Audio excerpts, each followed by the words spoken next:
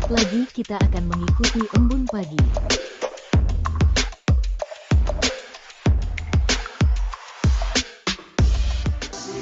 Kasih-Nya setiap hari seperti embun pagi, sejukkan hati. Ucapkan syukur, Tuhan Yesus baik, biar kita tabur perkataan yang baik. Tuhan sediakan kebutuhanku, Dia akan cukupkan semua yang ku perlu. Dia sembuhkan semua sakitku, berikan damai sejahtera yang lampaui akalku. Tuhan buka jalan, pimpin semua langkahku. Dia tiang awan dan tiang apiku. 2 Tawarikh 32, 1-33. Setelah peristiwa yang menunjukkan kesetiaan Hizkia itu, datanglah Sanherib, Raja Asyur, menyerbu Yehuda. Ia mengepung kota-kota berkubu dan berniat merebutnya. Ketika Hizkia mengetahui bahwa Sanherib datang hendak memerangi Yerusalem, ia berunding dengan para panglima dan pahlawannya untuk menutup segala mata air yang terdapat di luar kota, dan mereka itu bersedia membantunya. Maka berkumpullah banyak orang. Mereka menutup semua mata air dan sungai yang mengalir dari tengah-tengah negeri itu. Kata mereka, mengapa raja-raja Asyur harus mendapat banyak air kalau mereka datang? Dengan sekuat tenaga, Hizkia membangun kembali seluruh tembok yang telah terbongkar, mendirikan menara-menara di atasnya, dan tembok yang lain di luarnya. Ia memperkuat juga Milo di kota Daud, dan membuat lembing dan perisai dalam jumlah yang besar. Ia mengangkat panglima-panglima perang yang mengepalai rakyat, menyuruh mereka berkumpul kepadanya di halaman pintu gerbang kota, dan menenangkan hati mereka dengan kata-kata, kuatkanlah dan teguhkanlah hatimu. Janganlah takut dan terkejut terhadap Raja Asyur, serta seluruh laskar yang menyertainya, karena yang menyertai kita lebih banyak daripada yang menyertai dia. Yang menyertai dia adalah tangan manusia, tetapi yang menyertai kita adalah Tuhan, Allah kita, yang membantu kita dan melakukan peperangan kita. Oleh kata-kata Hizkia, Raja Yehuda itu, rakyat mendapat kepercayaan kembali. Sesudah itu, Sanherib, Raja Asyur, yang sedang mengepung Lakis dengan seluruh kekuatan tentaranya, mengutus beberapa pegawai ke Yerusalem kepada Hizkia, Raja Yehuda, dan kepada semua orang Yehuda yang ada di Yerusalem dengan pesan, beginilah titah Sanherib, Raja Asyur. Apakah yang kamu harapkan? Maka kamu tinggal saja di Yerusalem yang terkepung ini? Bukankah Hizkia memperdayakan kamu supaya kamu mati kelaparan dan kehausan dengan mengatakan, Tuhan Allah kita akan melepaskan kita dari tangan Raja Asyur? Bukankah Hizkia ini yang menjauhkan segala bukit pengorbanan dan mezbah Tuhan itu, dan berkata kepada Yehuda dan Yerusalem, hanya di depan satu mezbah kamu harus sujud menyembah, dan membakar korban di atasnya? Tidakkah kamu ketahui apa yang aku dan nenek moyangku lakukan terhadap semua bangsa, negeri-negeri lain? Apakah para allah bangsa-bangsa segala negeri itu pernah berhasil melepaskan negeri mereka dari tanganku? Siapa daripada semua allah bangsa-bangsa yang sudah ditumpas nenek moyangku itu dapat melepaskan bangsanya dari tanganku? Masakan Allahmu dapat melepaskan kamu dari tanganku? Sekarang, janganlah Hizkia memperdayakan dan membujuk kamu seperti ini. Janganlah percaya kepadanya, karena tidak ada Allah dari bangsa atau kerajaan manapun yang dapat melepaskan bangsanya dari tanganku dan dari tangan nenek moyangku. Lebih-lebih lagi, Allahmu itu takkan dapat melepaskan kamu dari tanganku. Dan masih banyak lagi yang diucapkan pegawai-pegawai Sanherib itu menentang Tuhan Allah dan menentang Hizkia, hambanya. Ia menulis juga surat yang penuh cela dan hujat terhadap Tuhan Allah Israel. Bunyinya, sebagaimana para allah bangsa-bangsa segala negeri lain tidak dapat melepaskan bangsanya dari tanganku, demikian pula Allah Hizkia takkan dapat melepaskan bangsanya dari tanganku. Dan mereka berseru dengan suara nyaring dalam bahasa Yehuda kepada rakyat Yerusalem yang ada di atas tembok untuk menakutkan dan mengejutkan mereka supaya mereka dapat merebut kota itu. Mereka berbicara tentang Allah Yerusalem seperti tentang para allah bangsa-bangsa di dunia adalah buatan tangan manusia. Tetapi oleh karena itu Raja Hizkia dan Nabi Yesaya bin Amos berdoa dan berseru kepada sorga. Lalu Tuhan mengirim malaikat yang melenyapkan semua pahlawan yang gagah perkasa, pemuka dan panglima yang ada di perkemahan Raja Asyur, sehingga ia kemalu-maluan kembali ke negerinya. Kemudian ia ditewaskan dengan pedang oleh anak-anak kandungnya sendiri ketika ia memasuki rumah Allah. Demikianlah Tuhan menyelamatkan Hizkia dan penduduk Yerusalem dari tangan Sanherib Raja Asyur dan dari tangan semua musuhnya. Dan ia mengaruniakan keamanan kepada mereka dari segala penjuru. Banyak orang membawa persembahan ke Yerusalem untuk Tuhan dan barang-barang berharga untuk Hizkia, Raja Yehuda itu. Sejak itu, ia diagungkan oleh semua bangsa. Pada hari-hari itu, Hizkia jatuh sakit, sehingga hampir mati. Ia berdoa kepada Tuhan.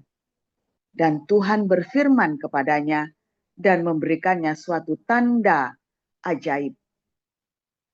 Tetapi Hizkia tidak berterima kasih atas kebaikan yang ditunjukkan kepadanya, karena ia menjadi angkuh, sehingga ia dan Yehuda dan Yerusalem ditimpa murka.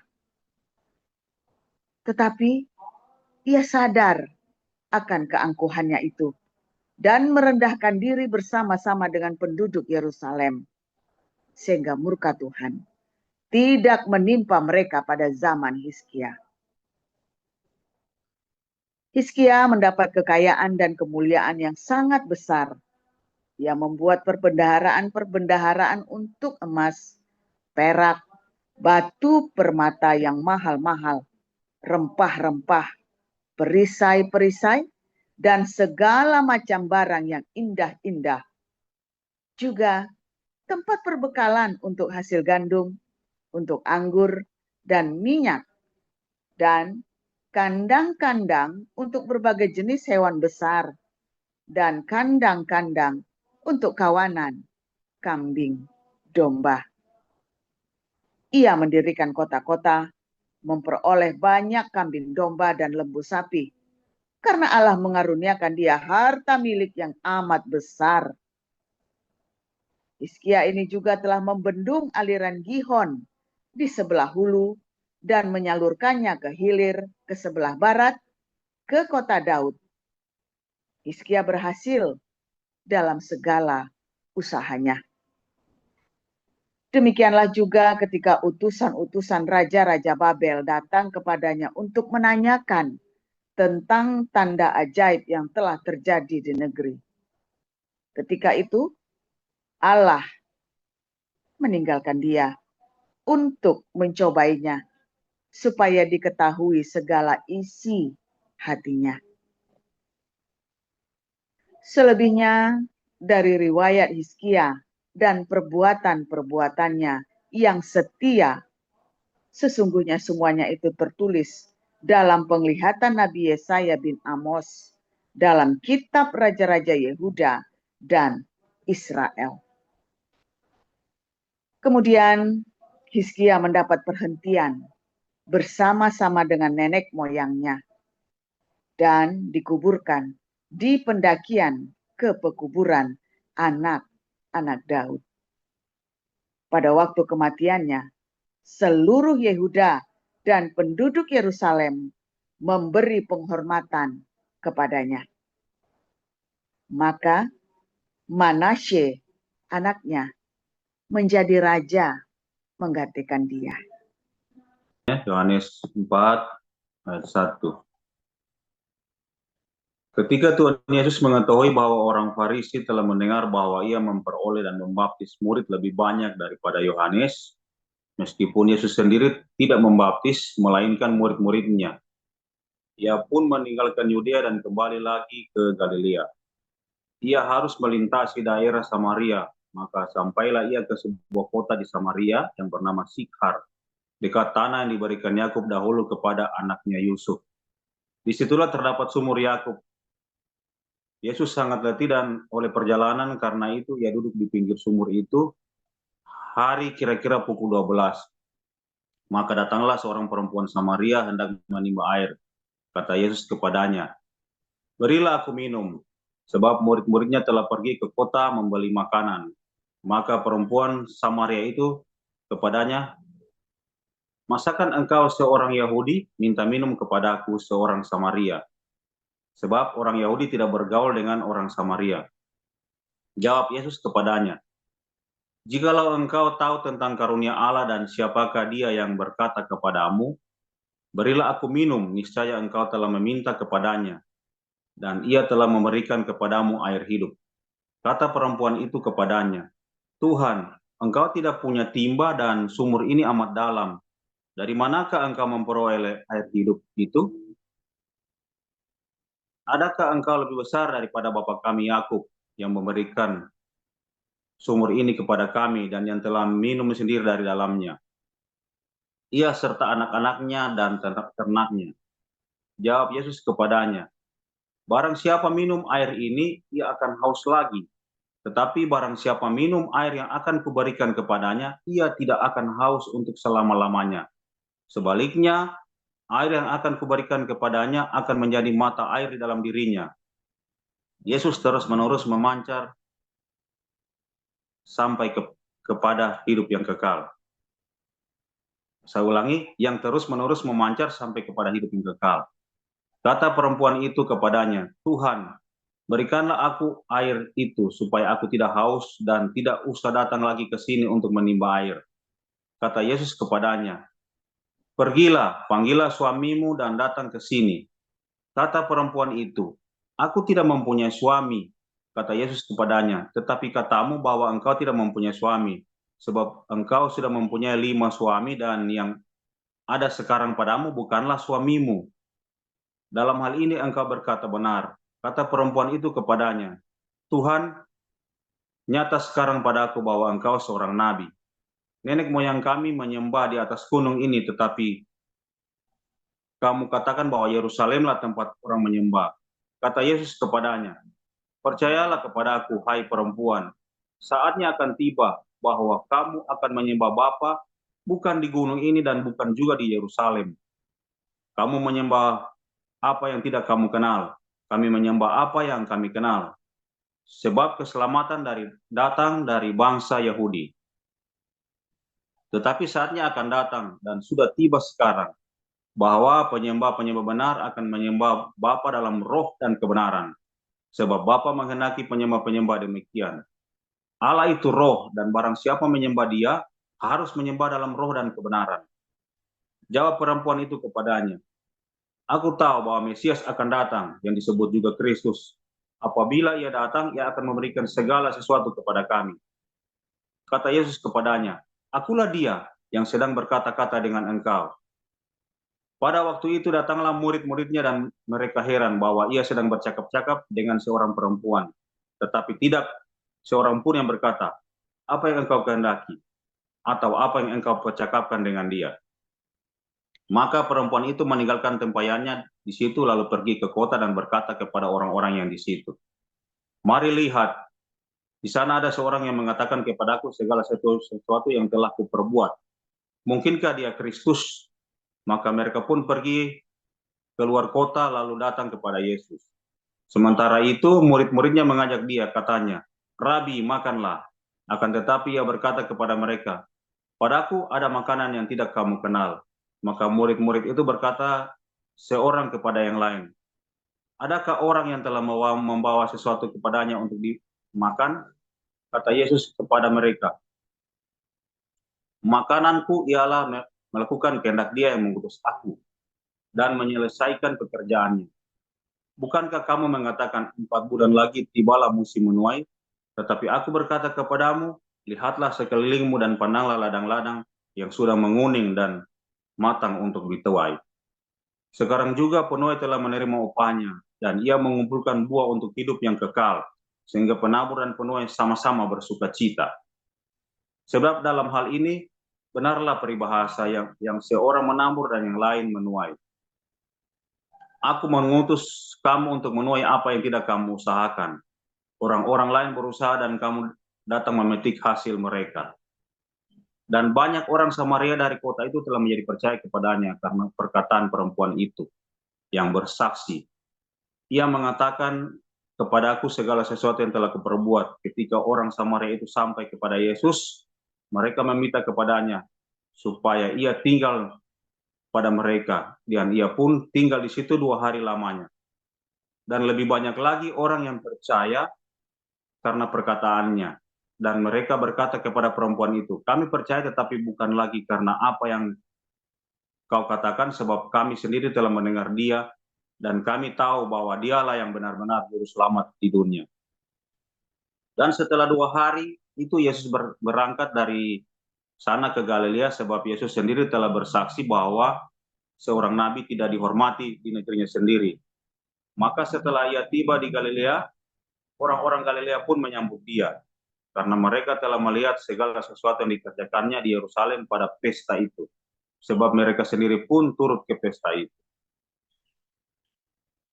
Maka Yesus kembali lagi ke Kana di Galilea, di mana ia membuat air menjadi anggur, dan di Kapernaum ada seorang pegawai istana, anaknya yang sedang sakit.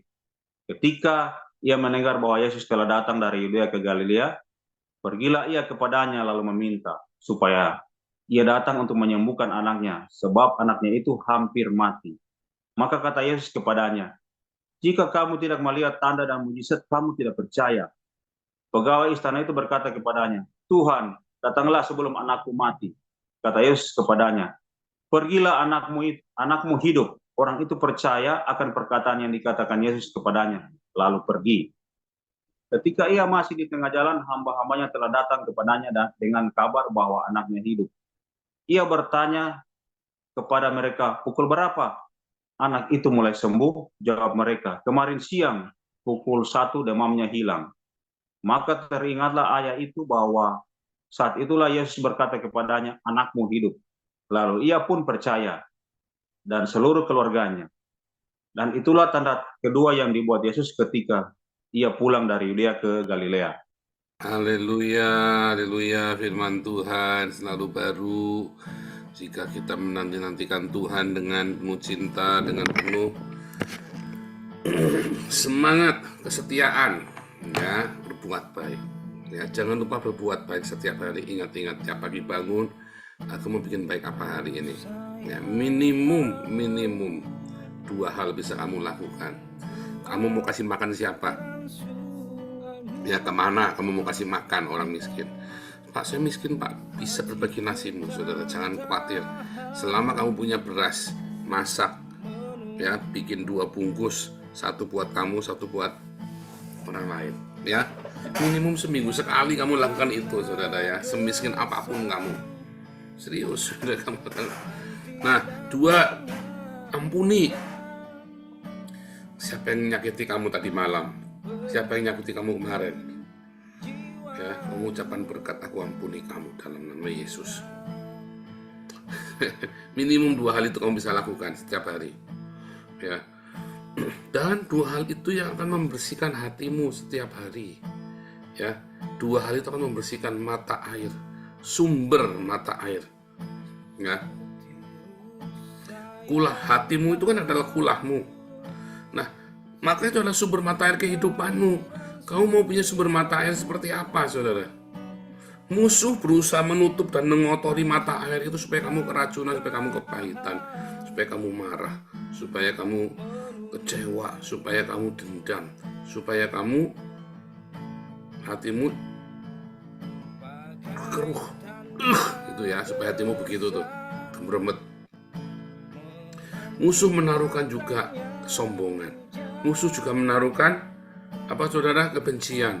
Musuh juga menaruhkan tamak, ketamakan di dalam hatimu, dalam mata airmu. Nah, minimum 2 hal. Kamu, siapa yang membuat kamu marah?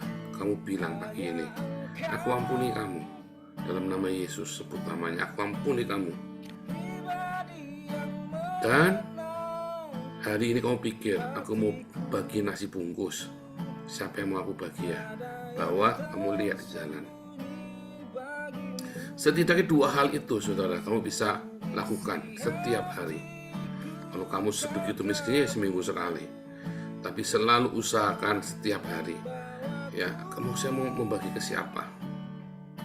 Saudara, ketika kita ada di dalam pergumulan hidup kita, ya, musuh itu menaruhkan berbagai macam tipu muslihat supaya hati kamu jadi jengkel.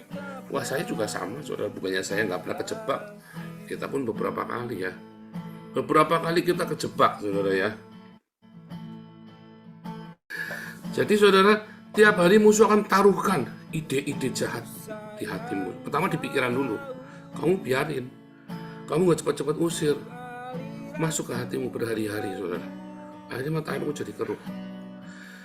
Itu semua musuh kalau perang, mata air dulu dirusak, saudara. Ya, mata air dulu. Kecuali Israel. Perang malah ngasih air. Gaza ya, baik banget ya. Ya kan, Israel sama Hamas itu perang malah ngirimin air, gila itu ya. Masih gak terima ini orang Islam ini.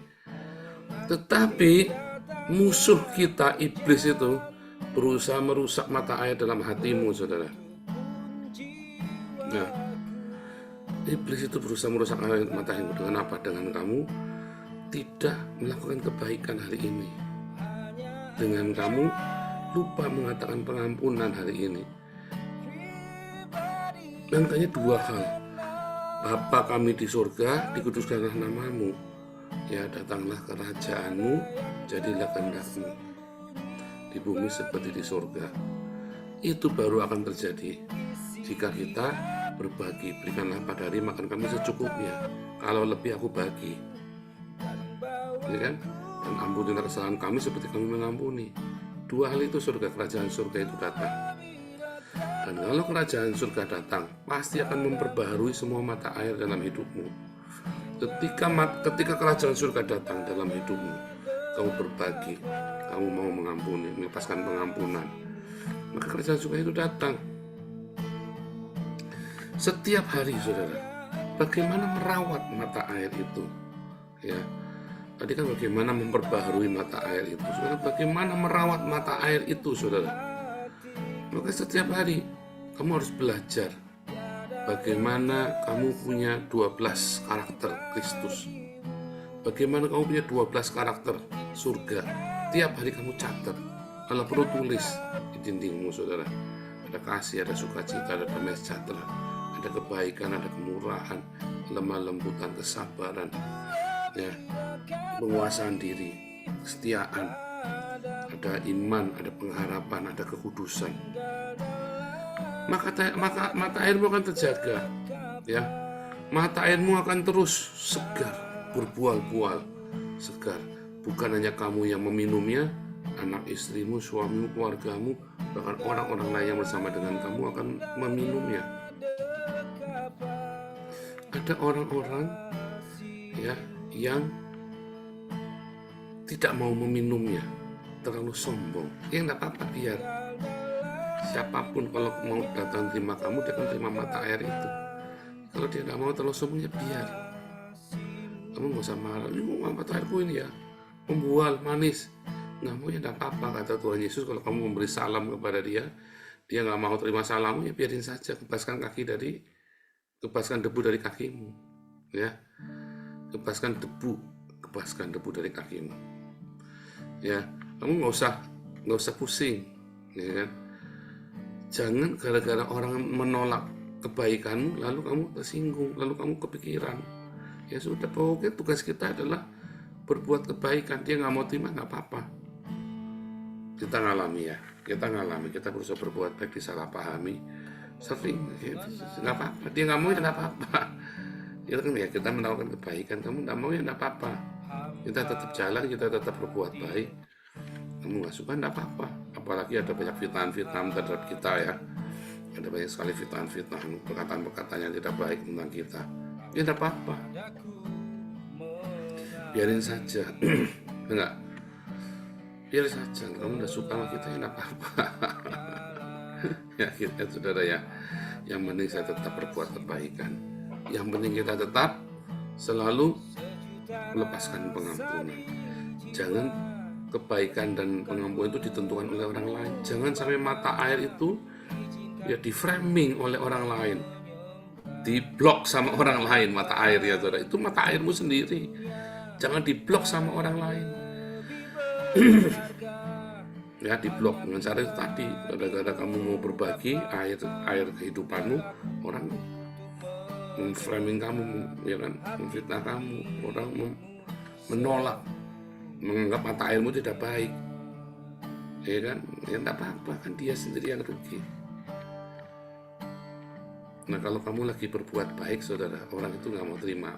Ada kan, lihat waktu di YouTube itu kan pernah ada bagi nasi, orangnya nggak mau begitu kan, sambil mukanya melengos begitu kan, dia tahu mungkin orang Kristen kan, dikira kristenisasi. Ya tidak apa-apa, nggak usah marah, biarin saja. Tapi so far sih nasi Damaris tidak pernah tidak pernah sampai tidak pernah sampai ditolak atau di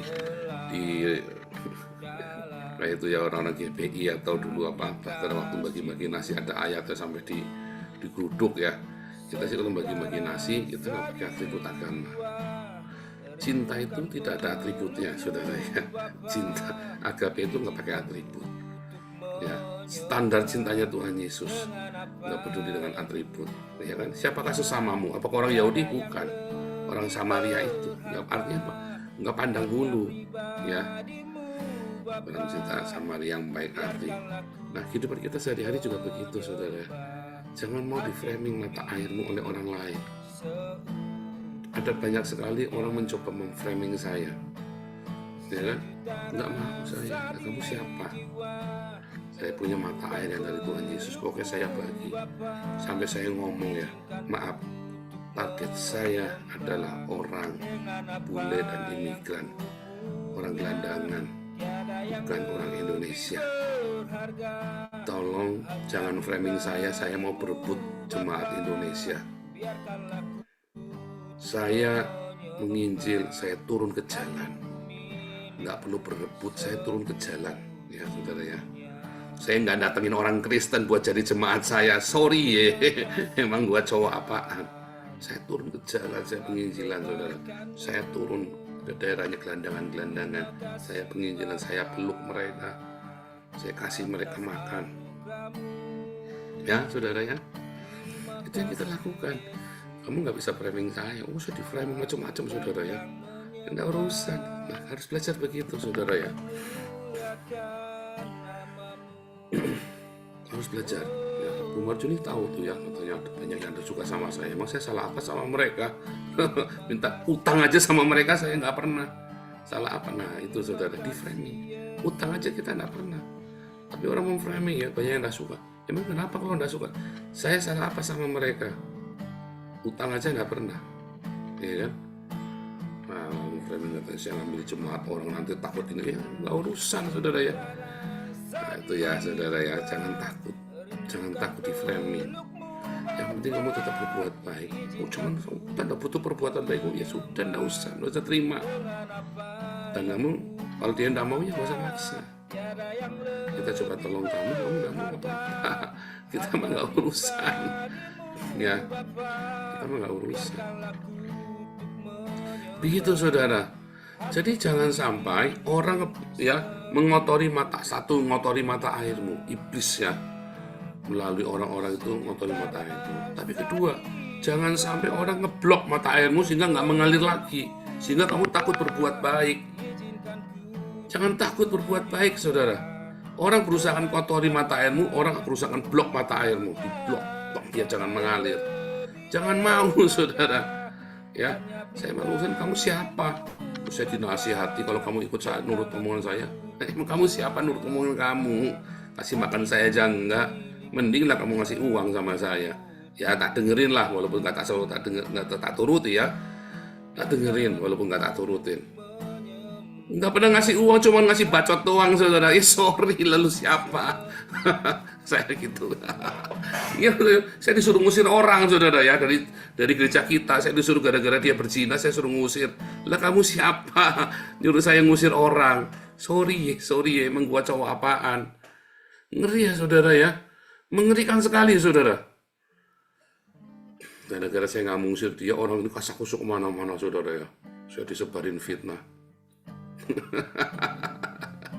Ngeri ya, saudara ya. Nah, itulah dia berusaha blok mata airmu, saudara. Jangan mau. Mata airmu itu punya Tuhan Yesus. Ya. Ulangi ya. 1. Mata airmu jangan kotor. Jaga dengan apa? Diakonia, terus sedekah dan pengampunan. Rawat tiap hari dengan 12 karakter surga. Ya. Kasih sukacita, damai sejahtera, kebaikan, kemurahan, kesabaran, kelemah lembutan, kesetiaan, penguasaan diri, kekudusan, iman, pengharapan. Dan jangan ada orang satupun yang boleh ngeblok mata airmu sehingga nggak mengalir lagi. Ya, sehingga mata airmu tetap mengalir. Sebab kalau mata airmu tidak mengalir, ya maka akan menjadi busuk mata air itu. Ingat-ingat 2 hal ini tiap hari, ya.